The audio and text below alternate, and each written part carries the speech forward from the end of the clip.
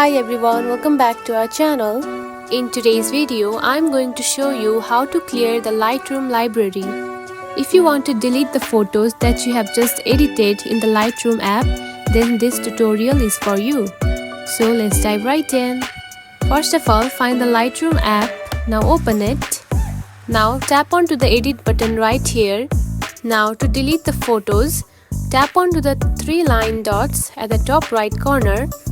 Then tap on to select button right here.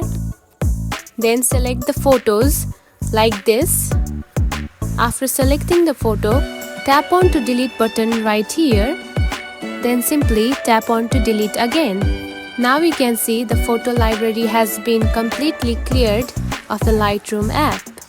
And that's it. This is how you can clear the Lightroom library very easily. If you found this video helpful, don't forget to like and subscribe for more tips. Thanks for watching.